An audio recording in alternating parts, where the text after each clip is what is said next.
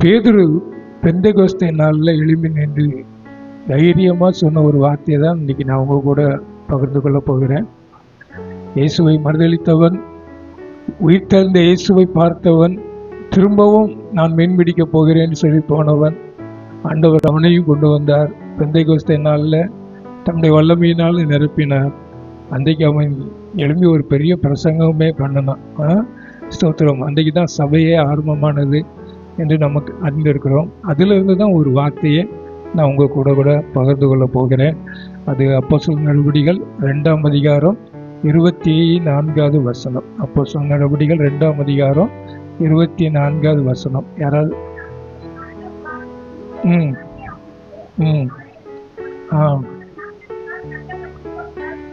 ஆமென். எல்லாரும் சேர்ந்து வாசிப்போமா? எல்லாரும் சேர்ந்து. தேவன் அவருடைய மரண உபாதிகளின் கட்டை அவிழ்த்து அவரை எழுப்பினார். அவர் மரணத்தினால் கட்டப்பட கூடாது இருந்தது. அல்லேலூயா. மரணத்தினால் இயேசு கட்டப்பட கூடாது இருந்தது. Death could not hold him அப்படின்னு ஆங்கிலத்தில் சொல்லப்பட்டிருக்கு. மரணம் அவரை வைத்துக் கொள்ள முடியவில்லை.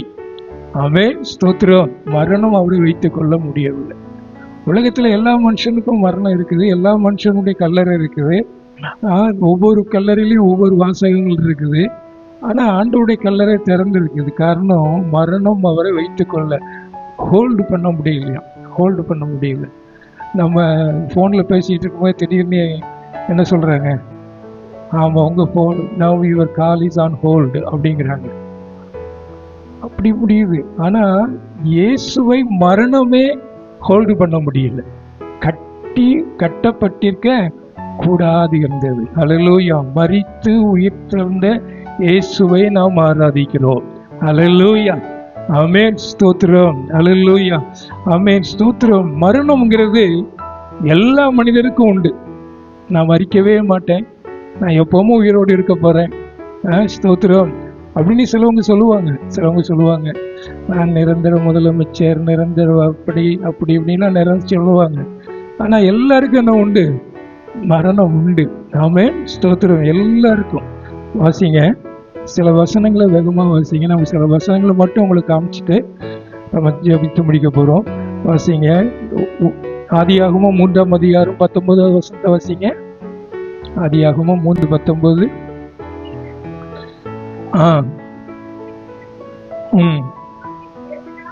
போதும். நீ பூமியிலிருந்து எடுக்கப்பட்டபடியால் நீ பூமிக்கு திரும்புவாய். அப்படிதான் அர்த்தம். ஸ்தோத்திரம். முதல் மனிதன் ஆண்டவர் எப்படி படைத்தார்?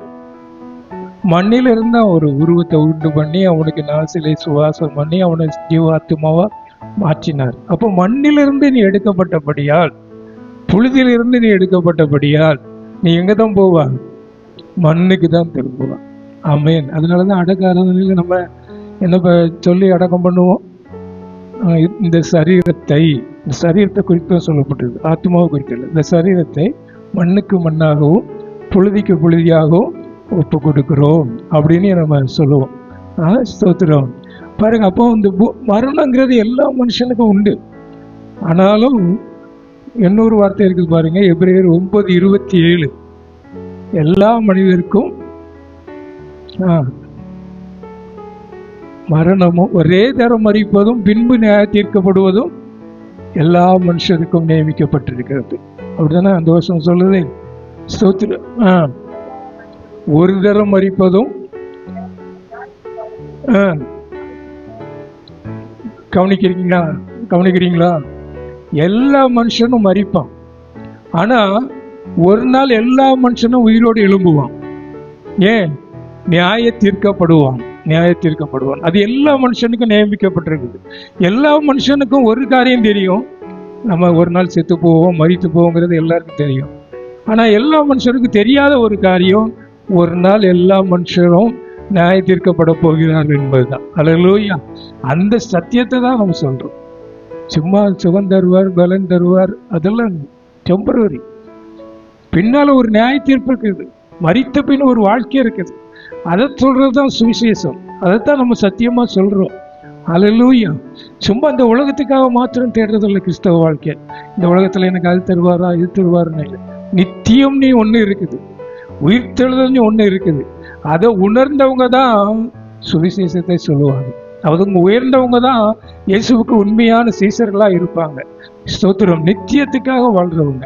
ஆமே, ஸ்தோத்திரம். அப்போ எல்லா மனுஷருக்கும் நியமிக்கப்பட்டிருக்கிறது. அவர் எவ்வளவு பெரிய ஆளா இருந்தாலும் சரி, எந்த நாட்டு அதிபதியா இருந்தாலும் சரி, எவ்வளவு பெரிய மாவீரன் அலெக்சாண்டரா இருந்தாலும் சரி, நெப்போலியனா இருந்தாலும் சரி, எல்லாருக்கும் மரணம் நியமிக்கப்பட்டிருக்குது. ஆமே, ஸ்தோத்திரம். இப்ப எல்லாருக்கும் மரணம் உண்டு, இயேசுவுக்கும் மரணம் உண்டு. அதனாலதான் இயேசு மனிதனா வந்து சிலுவையில ரத்தம் சிந்தி மரித்தார். ஆனா மரணத்தினால் அவரை கட்ட கூடாது இருந்தது. அல்லேலூயா. அவர் மரணத்தை ஜெயித்து உயிர்த்தெழுந்தவர் தேவன். அல்லேலூயா. இன்றைக்கும் ஜீவன் உள்ளவராய் நம்மத்தில் உலாவிக் கொண்டிருக்கிறார். விசுவாசிக்கிறவங்க மாத்திரம் நல்ல சத்தமா ஒரு அல்லேலூயா சொல்லுங்க. அல்லேலூயா. ஸ்தோத்திரம். அல்லேலூயா. ஆமென். ஸ்தோத்திரம். எல்லா பரிசுத்தவான்கள் கூட மரணம் அடைந்தாங்க இல்லையா? ஆபிரகாம் மரித்தார், மோசே மரித்தார், தாவீது மரித்தார், எல்லாம் பைபிள்ல நம்ம படிக்கிறோம். ஆனா யாரு மரித்தாலும் உயிரோடு எழும்பல, இயேசு ஒருவர் தான் உயிரோடு எழும்பினார். அதனாலதான் தேவனுடைய வார்த்தை சொல்றது, தேவன் அவருடைய மரண உபாதிகளின் கட்டை அவிழ்த்து அவரை எழுப்பினார். அவர் மரணத்தினால் கட்டப்பட்டிருக்க கூடாது இருந்தது. நல்ல அல்லேலூயா சொல்லுங்க. ஆமென். மரணம் அவரை கட்டி வைக்க முடியல, மரணம் அவரை கட்டி வைக்க முடியல. அல்லேலூயா. அவர் மரணத்தினை ஜெயித்தவர். அல்லேலூயா. ஆமென். ஸ்தோத்திரம். அல்லேலூயா. ஆமென். ஸ்தோத்திரம். ஒரு பெரிய ராஜா இருக்காருன்னு வச்சுட்டீங்களேன். அந்த ராஜா மாவீரன் அலெக்சாண்டரை பற்றி சொல்லப்படுறது, எல்லா உலகத்துல எல்லாத்தையும் அவர் ஜெயித்தாராம். அவர் ஜெயித்தாராம். அப்படி அவர் ஆளுகைக்குள்ள எல்லாருமே வந்துடுவாங்க. அடிமையா இருக்கலாம், படித்தவனா இருக்கலாம், ஆமென், படிக்காதவனா இருக்கலாம், செல்வந்தனா இருக்கலாம், தரித்திரனா இருக்கலாம். அதே மாதிரிதான் மரணம். எல்லாருக்கு மேலேயும் அதுக்கு ஆளுகை உண்டு. ஆமென். ஸ்தோத்திரம். நீங்களும் உங்களுக்கு சொன்ன கோவச்சிடும், நானும் ஒரு நாள் மறிப்பேன். ஆமென். எல்லாருக்குள்ளேயும் மரணம் நிச்சயம். அது எப்போ வரும்னு தெரியாது, எப்போ நடக்கும்னு தெரியாது. அல்லேலூயா. ஆனா நமக்கு ஒரு நம்பிக்கை இருக்கு, நான் மரித்தாலும் உயிரோடு எழும்புவேன். எத்தனை பேருக்கு அந்த விசுவாசம் இருக்குது? ஆமென். ஸ்தோத்திரம். அல்லேலூயா. ஆமென். ஸ்தோத்திரம். அல்லேலூயா. ஆமென். இயேசு மரணத்தை ஜெயித்தார். அதுல சொல்லப்பட்டது, தேவன் அவருடைய மரண உபாத்தியங்களின் கட்டை அவிழ்த்தார். ஆமென். God raised him அப்படின்னு சொல்லப்பட்டது. தேவன் மரணத்தில இருந்து ஜீவன் உள்ளவராய் அவரை எழுப்பினார். எழுப்பினார். வாசிங்க சங்கீதம் 16:10 வாசிங்க. சங்கீதம் 16:10.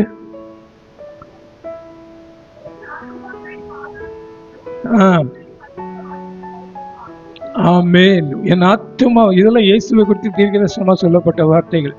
என் ஆத்துமாவை பாதாளத்தில் விடீர். அல்லேலூயா. அப்படின்னா மரித்து போன ஆத்துமாலாம் எங்க போகுது? ஆண்டவரை அறியாம இருந்தா பாதாளத்துக்கு போகுது. ஐஸ்வர்யானுடைய சம்பவத்துல பார்க்கும்போது அவன் எங்க இருந்தான்? பாதாளத்துல இருந்தான். அங்க என்ன இல்லையா? தண்ணி இல்லை. தாகத்தினால நான் வரலுது. ஒரு சொட்டு தண்ணியாவது, அதாவது லாசருடைய கைய தண்ணியில முக்கி அதுல உள்ள ஒரு சொட்டு என் வாயில பட்டாலே போதும் அப்படிங்கிற. ஆமென். ஸ்தோத்திரம். பாதாளத்துக்கு போன ஒருத்தரும் திரும்பி வர்றது இல்லை. பாதாளம் வந்து எப்படி இருக்குதான்? ஒரு ஒன்வே மாதிரி, ஒன்வே மாதிரி. உள்ள போனா வெளியே வர முடியாது. ஆனா இயேசு பாதாளத்தை ஜெயித்தார். ஆமென். அல்லேலூயா. 3ஆம் நாள் உயிரோடு எழும்பினார். அல்லேலூயா. பாதாளம், வேதாளம், சாபம், நோய் எல்லாவற்றையும் ஜெயித்தவர் நம்முடைய இயேசு. எத்தனை பேர் விசுவாசிக்கிறீங்க? ஆமென். அல்லேலூயா. அதனாலதான் ஏசாயா தீர்க்கதரிசியின் புஸ்தகம் 53ஆம் அதிகாரம் 10-11 வசனங்களை வாசிங்க. நொறுக்க சித்தமாகி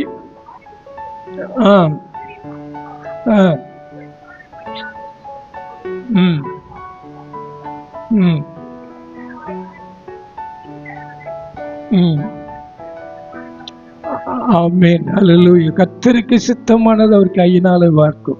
இயேசு தன்னுடைய ஜீவனை ஒப்பு கொடுத்தார். இயேசு உயிரோடு இருக்கும்போது சொன்னார், நானே உயிர்த்தெழுதலும் ஜீவனுமா இருக்கிறேன். ஒருத்தர் அவரை கொலை பண்ணல, அவரே தன்னுடைய ஜீவனை ஒப்பு கொடுத்தார். ஒப்பு கொடுத்தவர் ஜீவனோடு எழும்பி வந்தார். எத்தனை பேர் விசுவாசிக்கிறீங்க? அல்லேலூயா. ஆமென். ஸ்தோத்திரம். இயேசு மரித்தார், ஆனா மரித்த நிலைமையிலே இல்லை. எல்லா மனுஷர்களும் மரித்த நிலைமையிலே இருக்கிறாங்க. எதையும் தாங்கும் இதையும் இங்க உறங்குதுங்கிறாங்க. அங்க என்ன ஒவ்வொருத்தருக்கும் ஒரு கல்லறையில ஒவ்வொரு விதமான வசனம் எழுதி போட்டிருப்பாங்க இல்லையா? அப்படி ஒவ்வொரு விதமா சொல்லப்பட்டிருக்குது. ஆனா இயேசுடைய கல்லறை மட்டும்தான் காலியா இருக்குது. அல்லேலூயா. அவரை மரணத்தினால் கட்டப்பட்டிருக்க கூடாது இருந்தது. மரணத்தை ஜெயித்தவர் இயேசு. ஆமென். மரணத்தை ஜெயித்தவர் இயேசு. அல்லேலூயா. ஆமென். ஸ்தோத்திரம். நல்லா நெருப்பு எரிஞ்சிட்டு இருக்குது. உங்க கையை அங்க கொண்டு வச்சிட்டுறீங்க தெரியாம. நல்லா இருக்குன்னு அங்க வைப்பீங்களா? என்ன செய்வீங்க? டக்குன்னு எடுத்துடுவீங்க. அந்த நெருப்புல உங்க கையை வைக்க மாட்டீங்க. அதே மாதிரிதான் நெருப்பு சுட்டுச்சு, ஆனா எடுத்துட்டோம். அதே மாதிரிதான் இயேசு மரித்தார், ஆனாலும் 3ஆம் நாள் உயிரோடு எழுந்தார். விசுவாசம் இருந்தா ஒரு அல்லேலூயா சொல்லுங்க.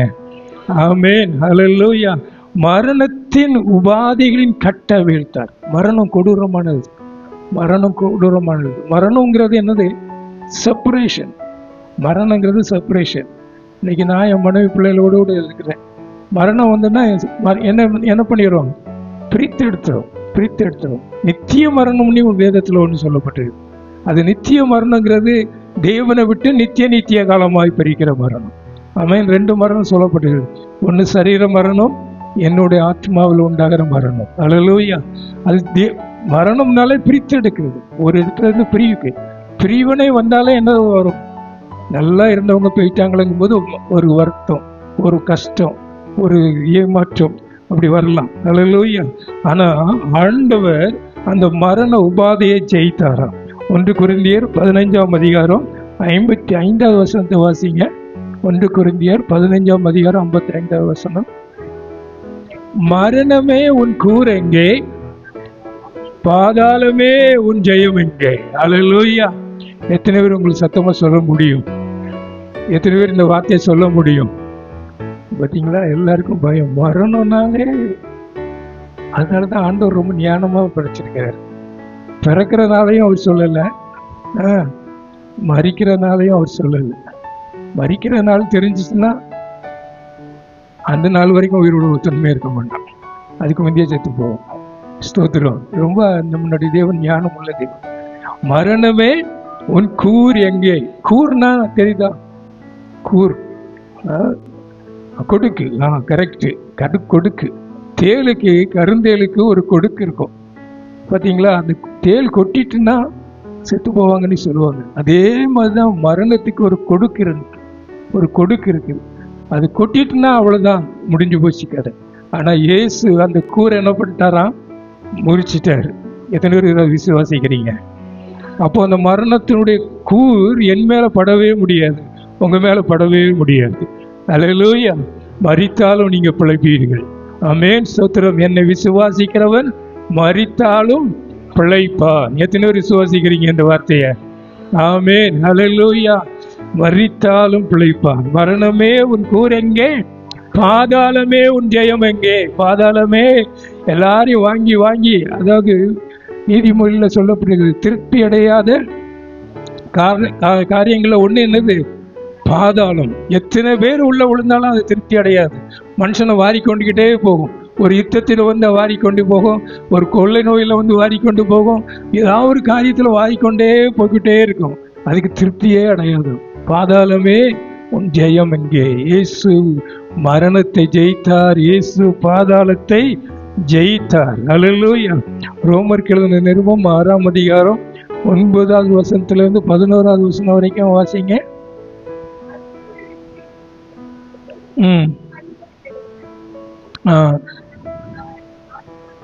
ஆமென். மரித்தோரிலிருந்து எழும்பின இயேசு இனி மரிப்பதில்லை. ஆமென். எத்தனை பேர் அதை நினைச்சிருக்கீங்க? அதுதான், நான் மரித்தேன், சதா காலமும் உயிரோடு இருக்கிறேன். அல்லேலூயா. உலகத்தின் முடிவு பரியந்தம் சகல நாட்களிலும் நான் உங்களோடு கூட இருப்பேன் என்று சொன்னவர். அல்லேலூயா. அப்போ மரித்தோரிலிருந்து எழும்பின இயேசு இனி மரிப்பதில்லை. அவர் பாவத்திற்கென்று ஒரே தரம் மரித்தார். அவர் பிழைத்திருக்கிறது தேவனுக்கென்று பிழைத்திருக்கிறார். அப்படியே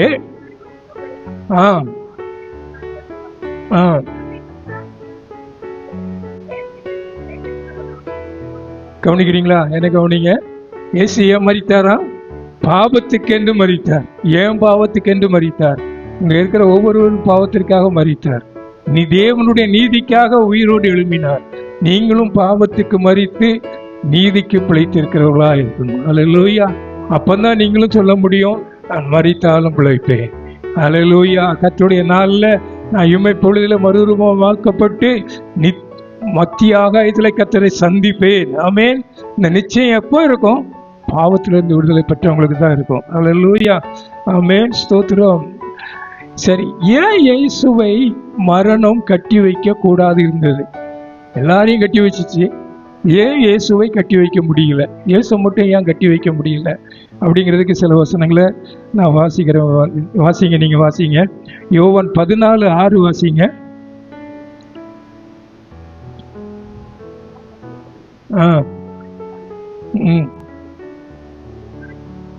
ஆமென். ஸ்தோத்திரம். ஆண்டவரே, இயேசு என்ன சொல்றார்? எல்லாரும் அந்த வசனத்தை சொல்லுங்க. இயேசு நானே வழியும் சத்தியமும், அவர் ஹீஸ் த லைஃப், அவர் ஜீவன் உள்ளவர். மரணம் அவரை கட்டி வைக்க முடியலன்னு காரணம், அவர் ஜீவன், ஜீவிக்கிறவர். அவர் தான் லைஃப், அவர் தான் லைஃப் கிவர், அவர் தான் எனது ஜீவனை கொடுக்கிறவர். நம்முடைய ஜீவனை கொடுத்து நம்ம மீட்டு கொண்டவர். அவர் தான் நம்முடைய ஜீவனாக இருக்கிறார். அதனால தான் நம்ம மரணம் நம்ம கூட கட்டி வைக்க முடியாது. மரண பயம் நமக்கு கூட இருக்க கூடாது. இருக்க முடியாதுன்னு இல்லை, இருக்கக்கூடாது, இருக்கக்கூடாது. ஆமென்.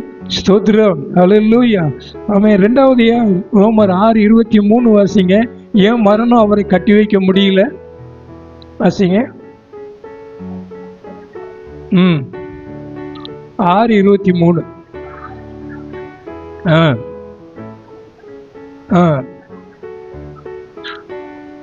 ஆமா. ஒவ்வொரு நாளும் ஆபீஸ்க்கு போயிட்டு வர்றீங்க. 31ஆம் தேதியோ 1ஆம் தேதியோ உங்களுக்கு ஒரு சம்பளம் தராங்க. என்னது அது? உங்க சம்பளம் கரன்சில தராங்க. பாவம் செய்துக்கிட்டே இருக்கிறாங்க சிலவங்க. அவங்களுக்கு சம்பளம் என்ன கிடைக்குமா? ஆமா, எல்லாரும் சொல்லுங்க, பக்கத்தில் உள்ளவங்களை பார்த்து சொல்லுங்க. பாவத்தின் சம்பளம் மரணம். அல்லேலூயா. அப்போ பாவம் செய்கிற ஆத்துமா சாகும் அப்படின்னு சொல்லப்பட்டிருக்குது. பாவம் செய்கிற ஆத்துமா சாகும். நீ என்ன மாதிரி பாவம் செய்தாலும் சரி, நீ என்னதான் சர்ச்சுக்குள்ள வந்து உட்கார்ந்துட்டு பாவம் செய்தாலும் சரி, உன் ஆத்துமா எங்க தான் செய்யுமா? சாகும் அப்படின்னு தான் ஆண்டவருடைய வார்த்தை சொல்லுது. அப்போ பாவத்தின் சம்பளம் தான் மரணம்.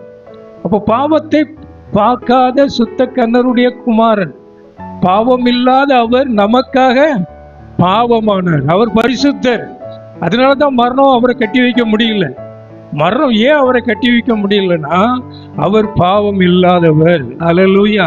அந்த நம்முடைய கர்த்தராகிய இயேசு கிறிஸ்துவினால் உண்டானது நித்திய ஜீவன். அவர் பாவம் இல்லாதவர், அவர் பரிசுத்தர். என்னிடத்தில் பாவம் உண்டென்று உங்களில் எவன் சொல்லக்கூடும் அப்படின்னு கேட்டவர். அல்லேலூயா. இதோ பிசாசு, இந்த உலகத்தின் அதிபதி என்னிடத்தில் வருகிறான், அவனுக்கு என்னிடத்தில் ஒன்றும் இல்லை என்று சொன்னவர். ஆமென். அப்படிப்பட்ட பரிசுத்தர். அதனாலதான் மரணம் அவரை கட்டி வைக்க கூடாது இருந்தது. ஏன்னா அவர் பரிசுத்தர், தேவன் பரிசுத்தர், நம்ம ஆராதிக்கிற இயேசு பரிசுத்தர். அல்லேலூயா. அதனாலதான் நீங்களும் நானும் பரிசுத்தமாய் வாழணும். அல்லேலூயா. பாவம் செய்துக்கிட்டு சர்ச்சைக்கு வந்துக்கிட்டு என்ன காணிக்க கொடுத்தாலும் சரி, என்ன ஊழியம் பண்ணாலும் சரி, சம்பளம் என்னதான் கிடைக்கிறதுல கிடைக்கும்? எல்லாரும் சொல்லுங்க. ஆமாம் ஆமாம், நான் சர்ச்சுக்கு போகிறேன்னே, காணிக்க கொடுத்தேனே, அப்படி பண்ணுறேனே. ஆனால் பாவம் செய்துக்கிட்டே இருந்தா, தேவனுக்கு பிரியமில்லாத வாழ்க்கை வாழ்ந்துக்கிட்டே இருந்தா, தேவனுடைய வார்த்தைக்கு மீறி ஒரு வார்த்தையை, ஒரு காரியத்தை நீ செய்து கொண்டே இருந்தா, நீ என்னதான் செய்தாலும் சரி, நான் என்னதான் பிரசங்கம் பண்ணாலும் சரி, நானும் தான் சேர்த்து, எனக்கும் பரிசு என்னது தான். ஆனால் இயேசுவையே போல பரிசுத்தமாய் வாழ என்னை ஒப்பு கொடுத்து, உங்களை ஒப்பு கொடுத்து அனுதினமும் நீங்கள் வாழ்ந்தீங்கன்னா உங்களுக்கு சம்பளம் என்னது? நித்திய ஜீவன். நல்ல நிலையை சொல்லுங்க. எத்தனை பேருக்கு மரணம் வேணுமா, நித்திய ஜீவன் வேணுமா? ஆமா, அதோட என்ன சொல்ல, உங்களுக்கு சொல்ல வாயத்திறந்து பயமா இருக்குது. அல்லேலூயா. எல்லாரும் நித்திய ஜீவனுக்கு போகணும். அதுக்குதான் ஆண்டவர் சபை கொண்டு வந்திருக்கிறார். அல்லேலூயா. அவர் பாவம் இல்லாதவர். அது மாத்திரமல்ல, இயேசுவே மத்தேயு 16ஆம் அதிகாரத்துல எல்லாம் ப்ராமிஸ் பண்ணார், நான் மரித்து உயிரோடு எழும்புவேன் அப்படின்னு சொல்லி ப்ராமிஸ் பண்ணார். தேவன் தம்முடைய வாக்குத்தத்தத்தை நிறைவேற்றுகிறவர். அல்லேலூயா. மரணத்திலிருந்து உயிரோடு எழும்ப பண்ணினார்னு சொன்னா வாக்கு தத்தத்தை நிறைவேற்றினவர். உங்க வாழ்க்கையில மரணத்துக்கு ஏதுவான வியாதியா இருக்கலாம், மரணத்துக்கு ஏதுவான சூழ்நிலைகளா இருக்கலாம். அதுல இருந்து உங்களை விடுதலை பண்ண இயேசு தேவன் வல்லமை உள்ளவராக இருக்கிறார். விசுவாசம் இருந்தா நல்லா இல்லையே சொல்லுங்க. ஆமென், அல்லேலூயா, ஸ்தோத்திரம். மரணங்கிறது ஒரு சிறைச்சாலை மாதிரி. ஆனா இயேசு ராஜா, அதனால சிறைச்சாலையில் அவர் இருக்க மாட்டார், அவர் சிங்காசனத்தில் வீற்றிருக்கிறார். ஆமென், அல்லேலூயா. ஆமா, மரித்து உயிர் தெழுந்த ஆண்டவர் வெளிப்படுத்தின விசேஷத்துல யோவானுக்கு தரிசனமாகும் போது சொல்றார், பரலோகத்தில் வீற்றிருக்கிறவர் சொல்லுகிறதாவது, நான் ஆதியும் அந்தவுமா இருக்கிறேன், இதோ நான் சகலத்தையும் புதிதாக்குகிறேன். அல்லேலூயா. சிங்காசனத்துல வீற்றிருக்கிறவர். ஆமென். பாதாளத்துல இல்ல, சிங்காசனத்துல வீற்றிருந்த எல்லாவற்றையும் ஆளுகிற பண்ணுகிறவர். அதனாலதான் மரணம் அவரை கட்ட கூடாது இருந்தது. ஆமென், ஸ்தோத்திரம், அல்லேலூயா. இந்த இயேசுடைய மரணமும் உயிர்த்தெழுதலும் ஏதோ ஒரு சரித்திரம் மாத்திரம் அல்ல. இயேசுங்கிறவர் வந்தார், மரித்தார், உயிரோடு எழுந்தார். அது ஒரு சரித்திரத்தாக படிக்கிறதுக்காக நம்ம இல்லை, நம்ம எல்லாம் அதுக்காக இல்லை. அந்த உயிர்த்தெழுடைய வல்லமையை பெற்று அனுதினமும் ஒரு உயிர்த்தெழுந்த கிறிஸ்தவனாய், அந்த உயிர்த்தெழுடைய வல்லமை உள்ள கிறிஸ்தவனாய் வாழ்வதற்காக கர்த்தர் இதை நமக்கு தந்திருக்கிறார். எத்தனை பேர் விசுவாசிக்கிறீங்க? ஆமென், அல்லேலூயா. இது இயேசுவை பற்றினது மாத்திரமல்ல, அவரை விசுவாசிக்கிற நம்மை பற்றினதும். எத்தனை பேர் ஆமென் சொல்றீங்க? என்னை பற்றினதுன்னு சொல்லுங்க. அல்லேலூயா, ஆமென். வாசிங்க, யோவான் 11ஆம் அதிகாரம் 25, 26 வசனங்களை வாசிங்க.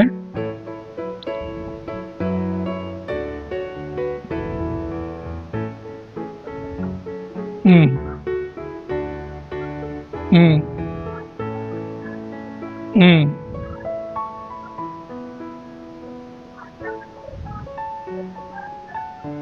பக்கத்தில் உள்ளவங்களை பார்த்து இதை விசுவாசிக்கிறாயான்னு கேளுங்க. பக்கத்தில் உள்ளவங்களை பார்த்து கேளுங்க, இதை விசுவாசிக்கிறாயா? எதை விசுவாசிக்கிறீங்க? 25வது வசனத்துல இருந்து எல்லாரும் பார்த்து வாசிங்க. 25வது வசனம். ம்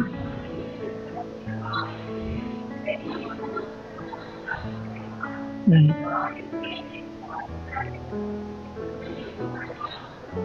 இப்போ பக்கத்தில் உள்ளவங்களை பார்த்து கேளுங்க, இதை நீ விசுவாசிக்கிறியான்னு கேளுங்க. நீ இதை விசுவாசித்தா உன் வாழ்க்கையை வித்தியாசமா இருக்கும். செத்து போகணவங்களுக்கு பின்னால கொடியை தூக்கிட்டு போக மாட்டோம். ஒரு அழிந்து போகிற தத்துவத்துக்காக கொடி தூக்குறவங்களா இருக்க மாட்டோம். நித்திய வரைக்கும் நிலைத்திருக்கிறவருக்காக வாழ்றவங்களா இருப்போம். எத்தனை பேர் விசுவாசிக்கிறீங்க? அல்லேலூயா. யாருக்கெல்லாமோ ஜெயப்பட மாட்டோம். என் இயேசு ராஜா ஒருவருக்கே ஜெய், அவருக்கே மையமே அப்படி சொல்லுவோம். அல்லேலூயா. இதை விசுவாசித்தா அதான் வித்தியாசம். உலக மனுஷனுக்கும் நமக்கும், ஒரு உண்மையான கிறிஸ்தவனுக்கும் நமக்கு உலகத்தானுக்கும் உள்ள வித்தியாசம் என்னன்னா, நித்தியத்தை விசுவாசிக்கிறான். இயேசு உயிரோடு எழுந்தார், நானும் உயிரோடு எழும்புவேன். ஆமென், அல்லேலூயா. மரண பயம் எனக்கு இல்லை. அல்லேலூயா. மரணம் என் வாழ்க்கையில ஒரு இளைப்பாறுதலை கொண்டு வருகிற ஒரு நேரம், ஒரு புதிய அத்தியாயம். ஆமென். அப்படின்னு விசுவாசிக்கிறது தான் ஒரு உண்மையான கிறிஸ்தவன். அல்லேலூயா. அதுதான் உயிர்த்தெழுந்து நல்லது. எல்லா மதமும் என்னதான் சொல்லுது? திருடுனியா சொல்லுது. எல்லா மதமும் நல்லவனா இருன்னு தான் சொல்லுது. ஆனால் ஒரு மதம் கூட செத்ததுக்கு பின்னால ஒரு வாழ்க்கை இருக்குது, செத்ததுக்கு பின்னால ஒரு நியாய தீர்ப்புங்கிறத இந்த பைபிள் சொல்லுவதை தவிர ஒரு மதமும் ஒரு தத்துவமும் சொன்னதே கிடையாது. அல்லேலூயா. இதைத்தான் விசுவாசிக்கணும். அதனால தான் ஆண்டவர் சொன்னார், கடைசி அந்த வசனத்தை வாசித்து முடிக்க போகிறோம். லூக்கா 12ஆம் அதிகாரம் 29லிருந்து 31 வரைக்கும் வாசிப்போம். இயேசு உயிரோடு இருக்கும்போது அதனால தான் சொன்னார்.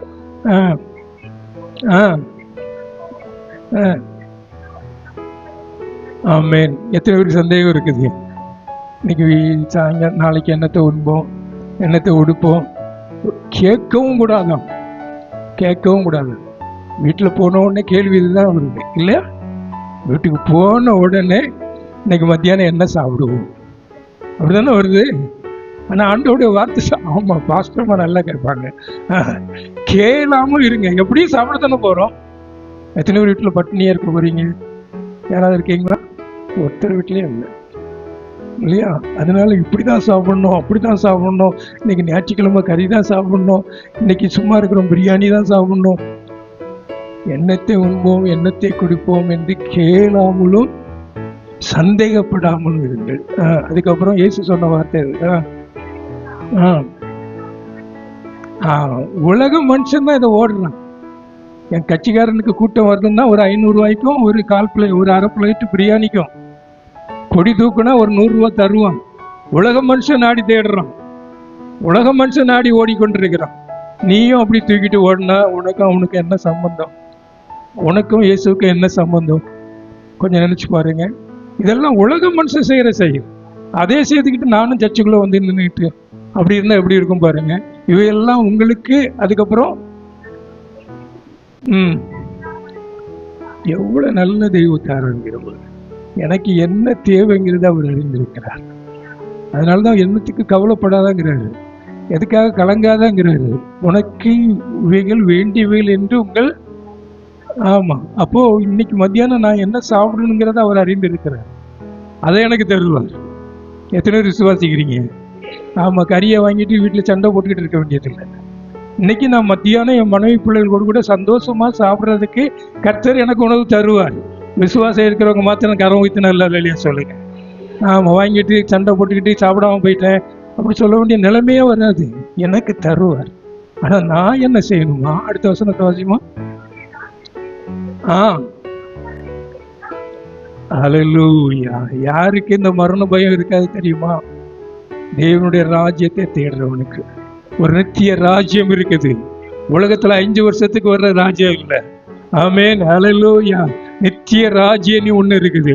அதை நான் தேடுறேன், அதை நான் அதுக்காக வாழ்றேன், அதுக்காக நான் செயல்படுறேன், அதுக்காக ஆத்துமாக்களை ஆதாயம் பண்றேன், அதுக்காக சாயங்காலம் ஊழியம் செய்ய போறேன். ஆமென், அல்லேலூயா. அப்படி தேடுறவங்களுக்கு இந்த கவலையே இருக்காது. ஏன்னா இவைகள் உங்களுக்கு தேவை என்று உங்கள் பரமபிதா அறிந்திருக்கிறார். இவைகள் எல்லாம் உங்களுக்கு கூட கூட கொடுக்கப்படும். நீ நினைக்கிறதுக்கு மேல தருவார், நீ நினைக்கிறதுக்கு மேல தருவார், நீ வேண்டிக் கொள்வதற்கும் நினைப்பதற்கும் மேலாக ஆண்டவர் தருவார். அல்லேலூயா. ஏன்? நான் தேவனுடைய ராஜ்யத்துக்குரியதை தேடுறேன். ஆமென். அந்த தேவனுடைய ராஜ்யத்துல மரணம் இல்லை, அங்க நித்திய ஜீவன். அல்லேலூயா. அதை தேடுறேன், அதுக்காக வாழ்றேன் அப்படின்னு நீங்களும் நானும் வாழ்ந்தோம்னு சொன்னா இந்த உலகத்துல எந்த ஒரு காரியத்திற்காகவும் பயப்பட வேண்டியதில்லை. அல்லேலூயா. ஆண்டவருடைய மரித்து உயிர்த்தெழுந்தார்னு சொன்னா, மரணம் அவரை கட்டக்கூடாதுன்னு சொன்னா, அது ஏதோ சரித்திரம் இல்லை, அது உங்களுக்கு எனக்கும் வாழ்க்கை முறையாய் மாறிட்டு. அல்லேலூயா. தேவனுடைய ராஜ்யத்தையே தேடுங்க. அல்லேலூயா.